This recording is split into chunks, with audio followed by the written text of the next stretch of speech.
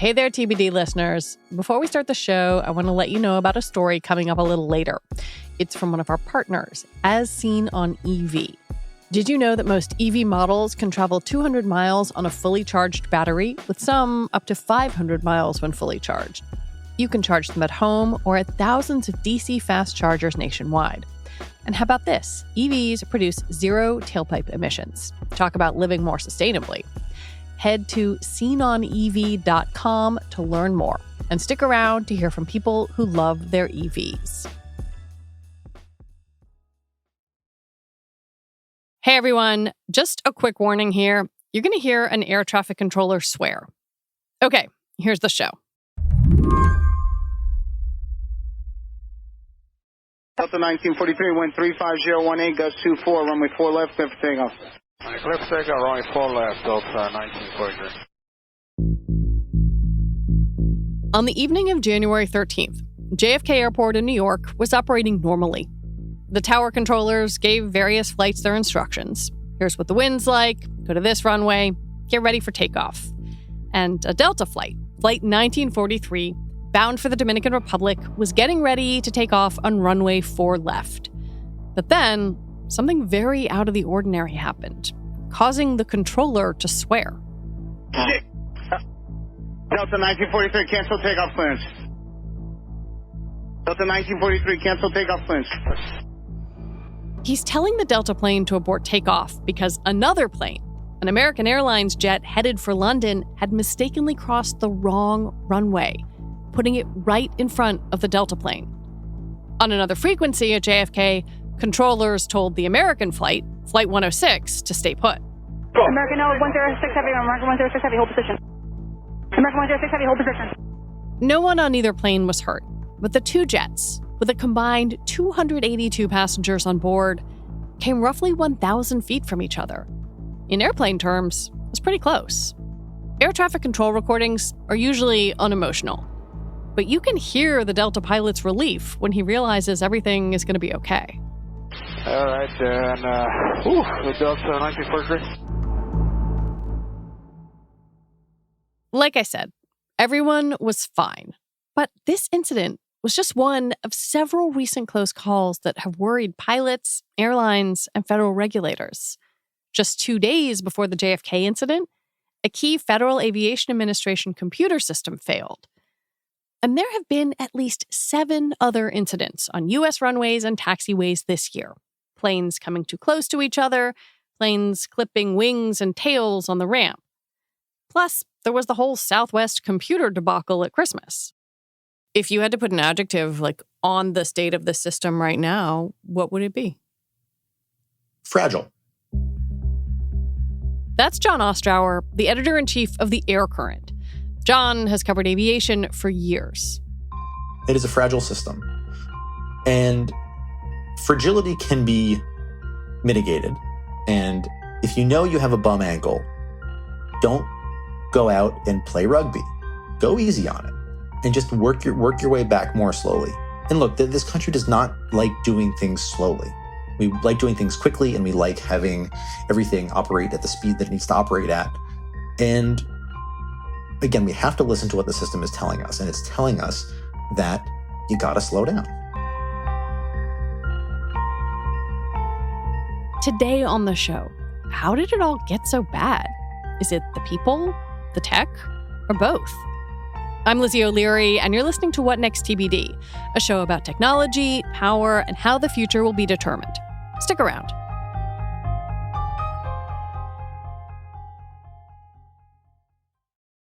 This podcast is brought to you by Progressive Insurance. Most of you listening right now are probably multitasking.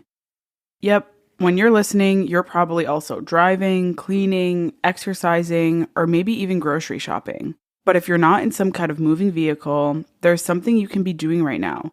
Getting an auto quote from Progressive Insurance. It's easy, and you could save money by doing it right now from your phone. Drivers who save by switching to Progressive save nearly $700 on average, and auto customers qualify for an average of 7 discounts. Discounts for having multiple vehicles on your policy, being a homeowner, and more. So just like your favorite podcast, Progressive will be with you 24/7, 365 days a year, so you're protected no matter what. Multitask right now. Quote your car insurance at Progressive.com to join the over 29 million drivers who trust Progressive. Progressive Casualty Insurance Company and Affiliates. National average 12-month savings of $698 by new customers surveyed who saved with Progressive between June 2021 and May 2022. Potential savings will vary. Discounts not available in all states and situations. This podcast is brought to you by Slate Studios and As Seen on EV. Electric vehicles offer so much more than a way to get you from point A to point B. Just ask any real EV owner. The EV that I drive, I love the dependability and range. The rebate, I got $7,500 back. Since driving an EV, I've found that I've really looked forward to any reason for getting in my car. A lot of friends have driven my car and loved how it drives. I think when you get into one and drive it, the ease and the fun, it speaks for itself, honestly.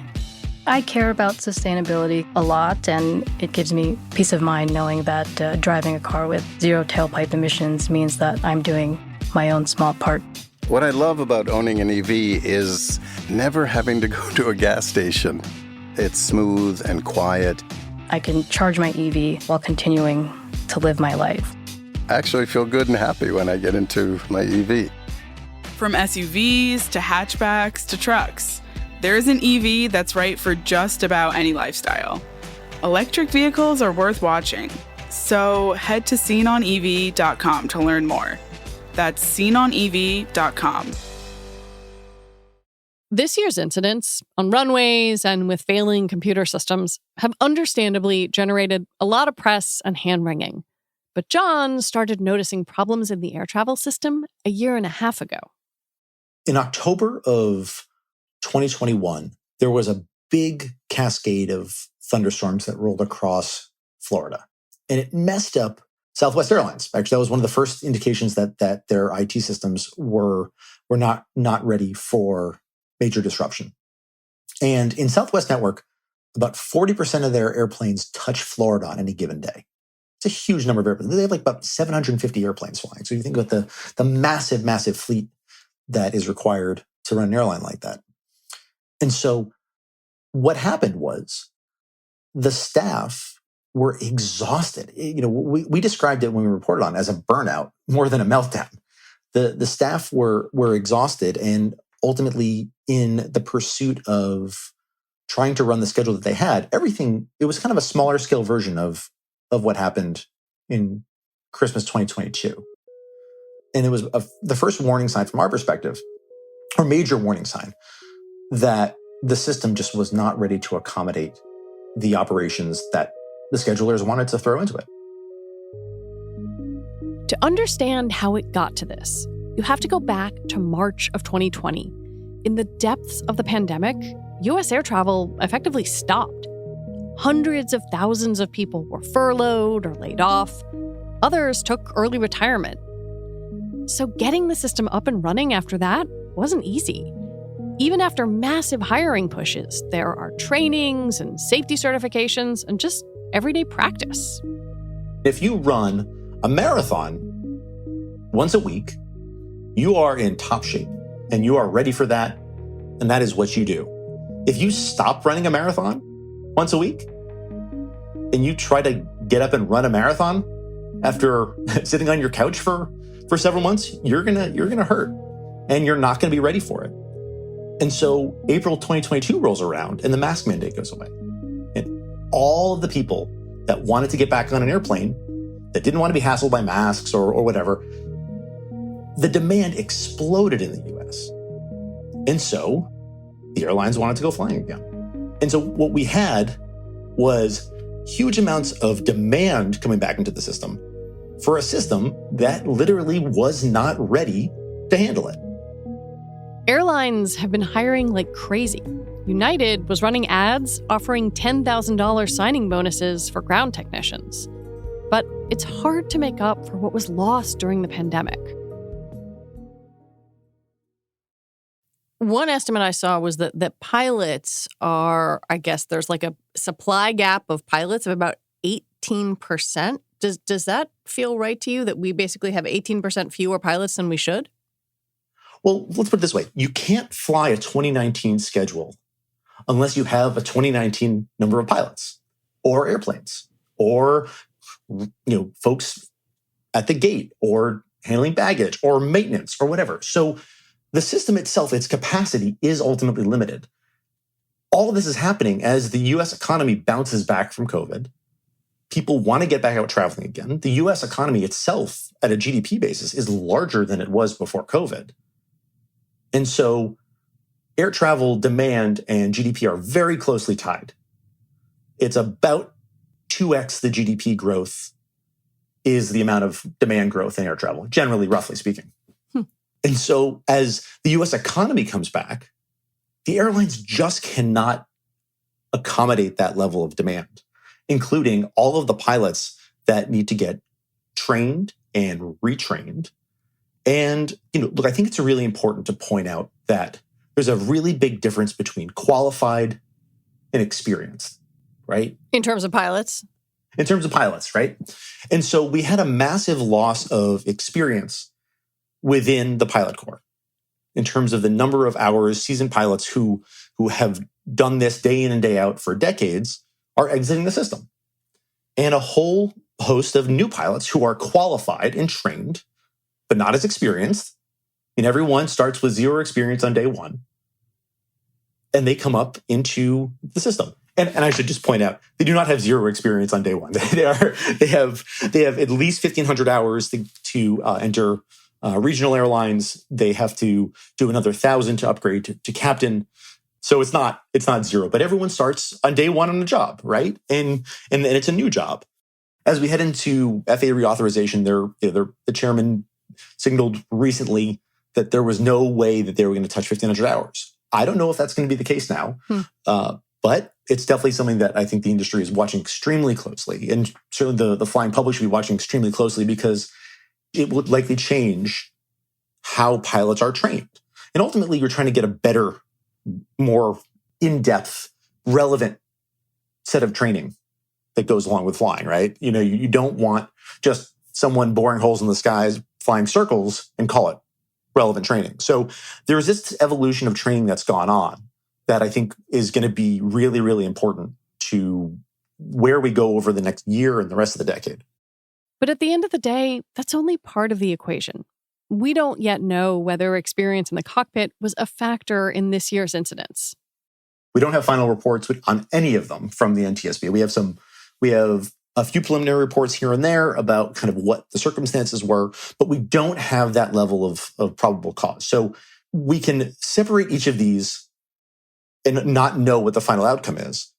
However, from a systems perspective, we know that the system is showing serious signs of strain. And the FAA is responding to that.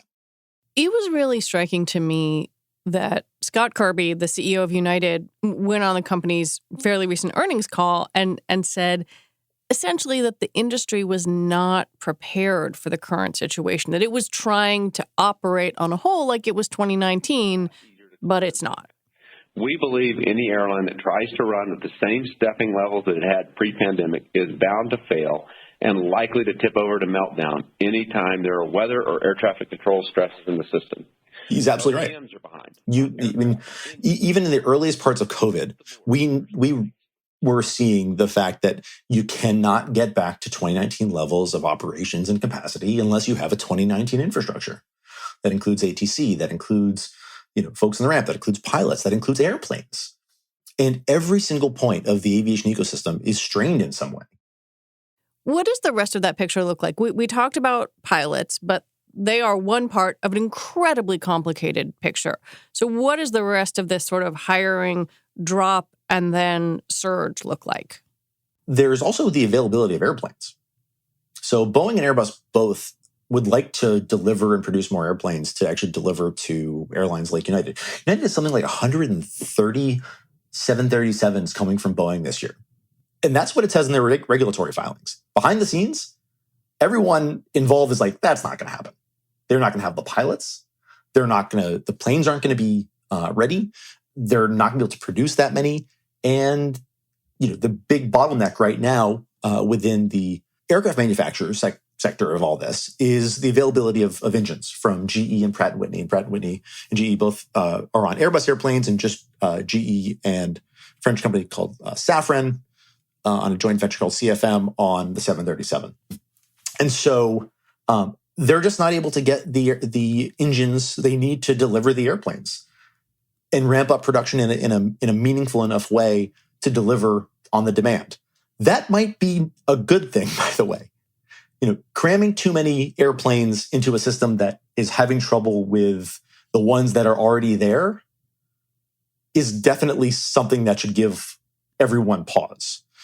And so a system has a way of slowing itself down on its own, sometimes catastrophically, sometimes in more measured ways, where we just see a strain on the system and said, okay, well, an IT meltdown, for example, we saw at Southwest Airlines, right? You're taking me to my next question.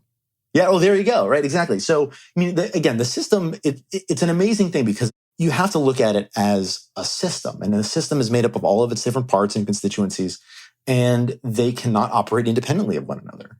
And so you see the system itself just, again, throwing off red flags left and right about why there needs to be a slowdown in sort of how we come at this. And, maybe we're not going to get to 2019 levels this year, and the system can accommodate that. And the FAA is saying, hey, get ready for delays over the summer, and because of ATC staffing issues. And you know something?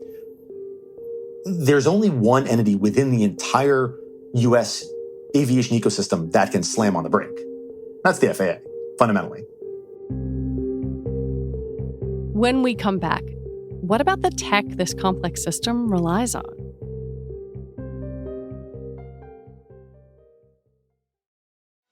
At the end of your first year, Discover credit cards automatically double all the cash back you've earned. That's right. Everything you earned doubled. All the cash back from eating at your favorite soup dumpling restaurant doubled. All the cash back from that trip where you sort of learned to snowboard also doubled. And the best part, you don't have to do anything ridiculous to get it. Nope, Discover does it automatically. Seriously though, see terms and check it out for yourself at discover.com/match.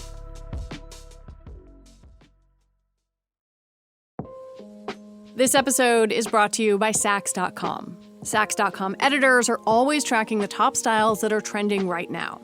Tailored blazers and midi dresses are selling out at Saks.com, especially from brands like Veronica Beard and The Row. And Saks.com editors are seeing Loewe's oversized tote on the streets of New York, Milan, and Paris.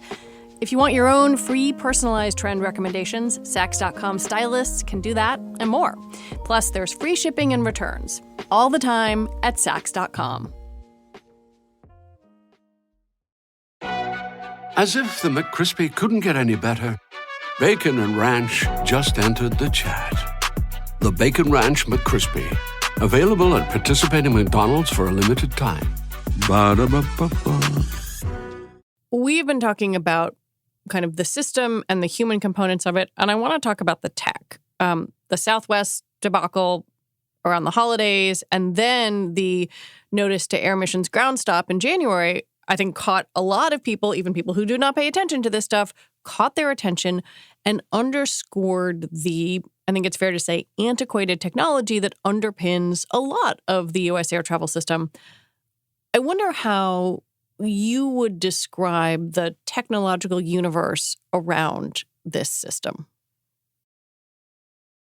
It's really hard to change your tires on your car when you're going 85 miles per hour down the highway. It's not a system that changes easily and upgrades easily, because you can't say, hey, oh, by the way, hey guys, we're taking off flying from Wednesday to Friday because we need a new IT system. And everyone's going to have to stay home.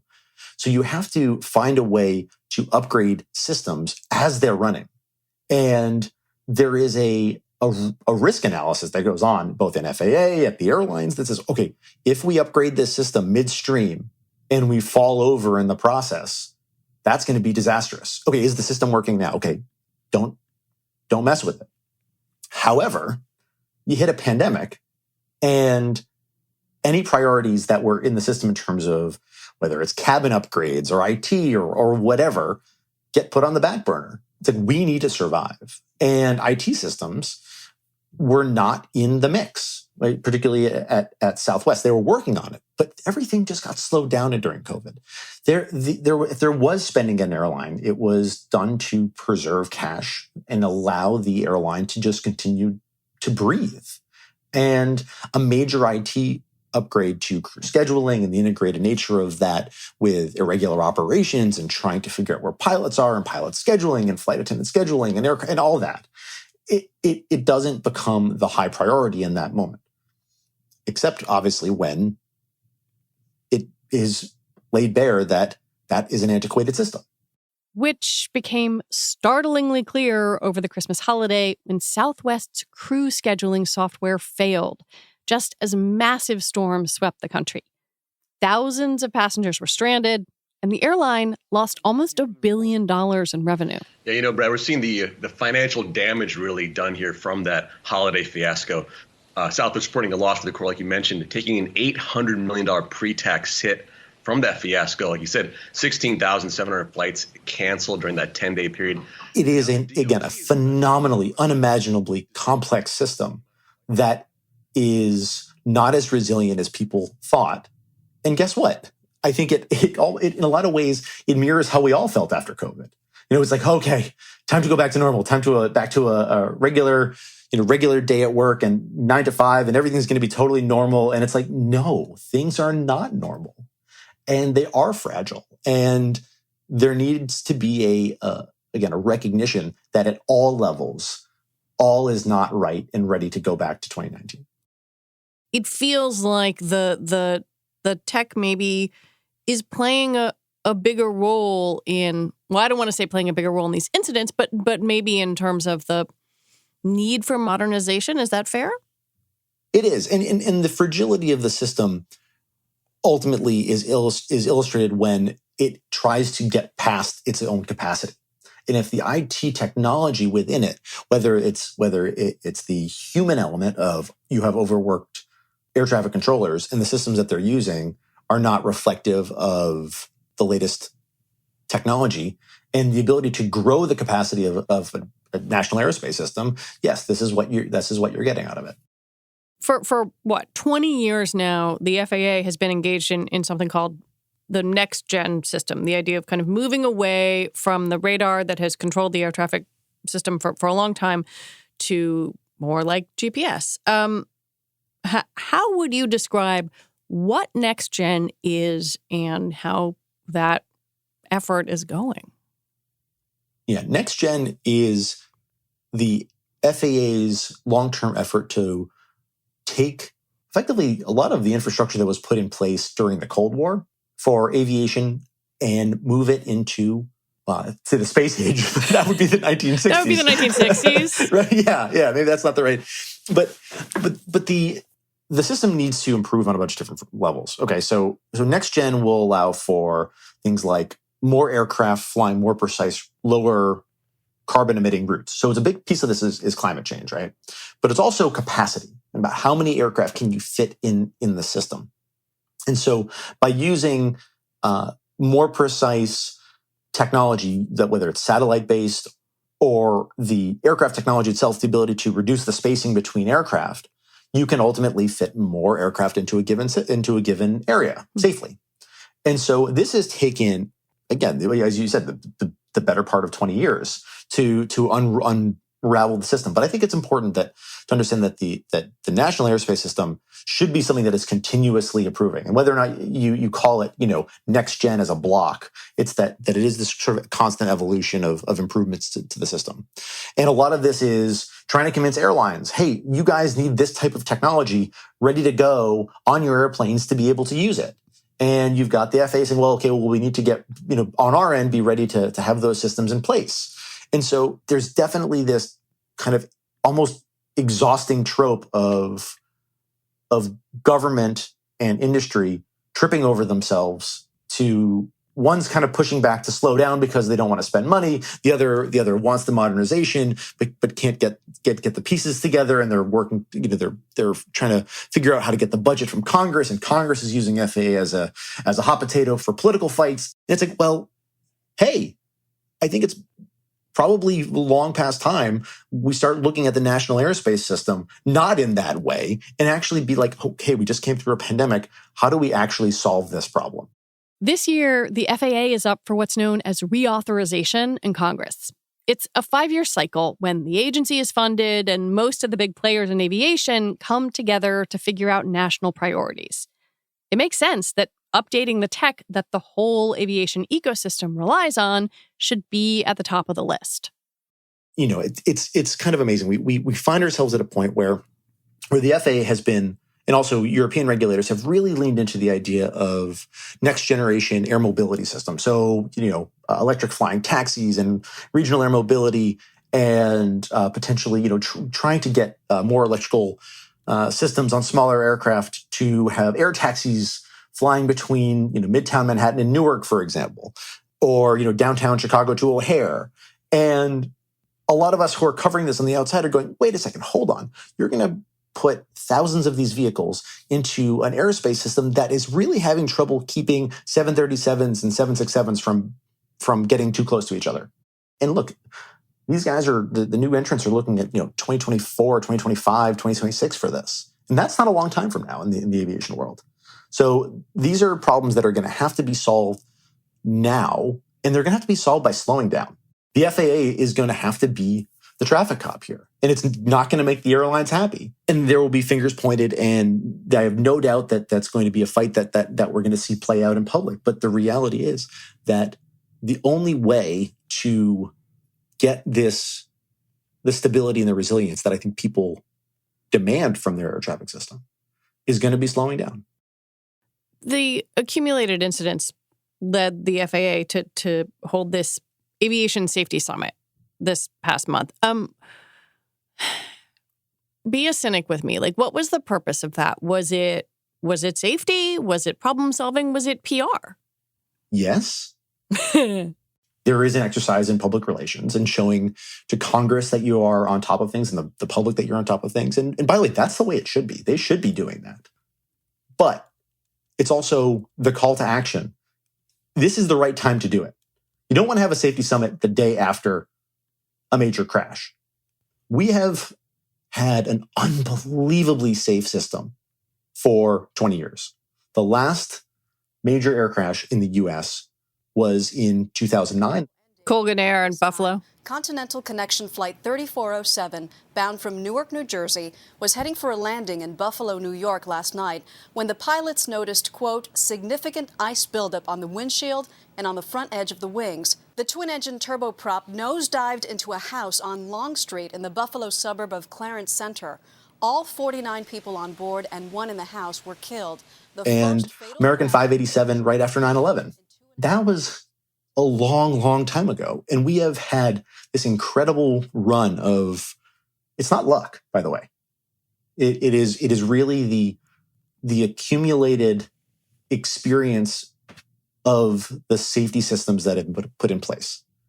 And again, when you have a system that is strained as it is, and you have the exodus of experience, it makes it that much more vulnerable to happen again. And I don't think we should be taking that for granted. Right now, the FAA only has an acting administrator. The Biden administration has been trying to get a nominee through Senate confirmation, but just had to withdraw its choice after Republicans objected, and independent Kyrsten Sinema scuttled a key vote.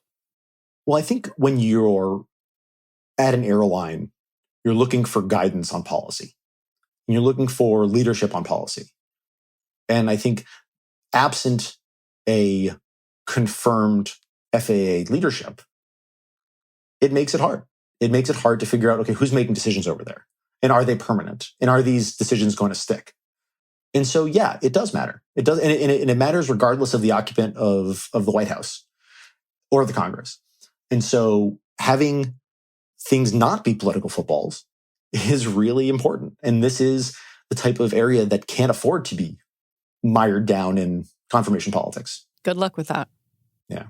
Well, okay, we're in FAA reauthorization on Capitol Hill. That sounds super boring, but what it means is the money that comes from the federal government for this system. Is that happening in a vaguely functional way? TBD? Nice branding. Yeah, there you go. Is it happening? It's too soon to tell in terms of how it's going to play out. We obviously have a change of party running the House, and so that does affect how things come together. It should be, in theory, a partisan-free exercise. It historically has not been a partisan-free exercise. If it can get messed up by the debates in Congress that have nothing to do with aviation safety and operations, chances are probably will.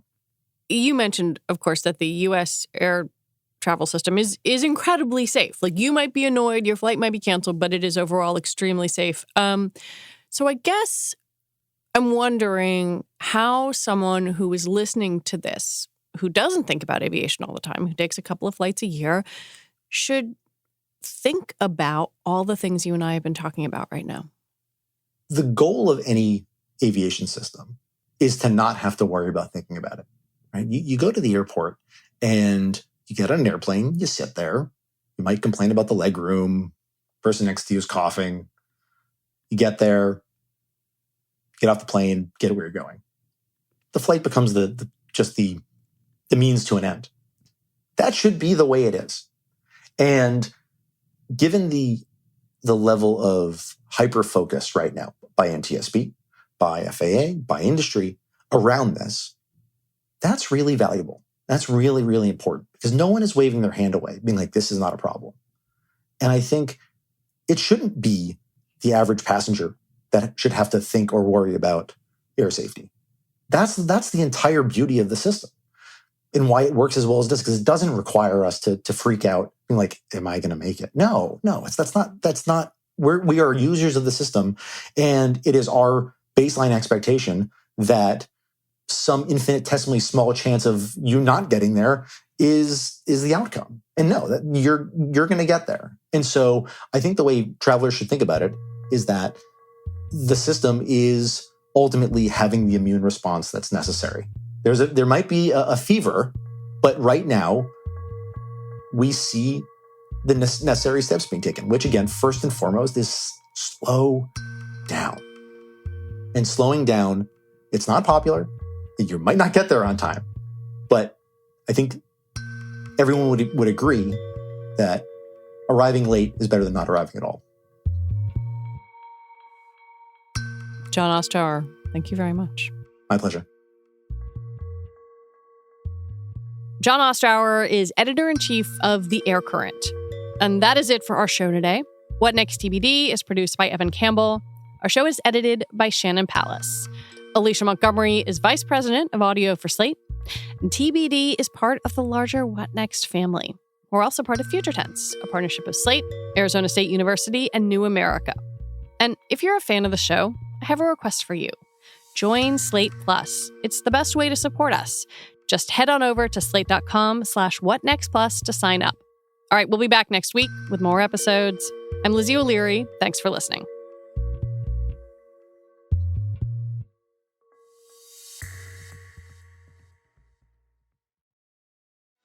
At the end of your first year, Discover credit cards automatically double all the cash back you've earned. That's right. Everything you earned doubled. All the cash back from eating at your favorite soup dumpling restaurant doubled. All the cash back from that trip where you sort of learned to snowboard also doubled. And the best part, you don't have to do anything ridiculous to get it. Nope, Discover does it automatically.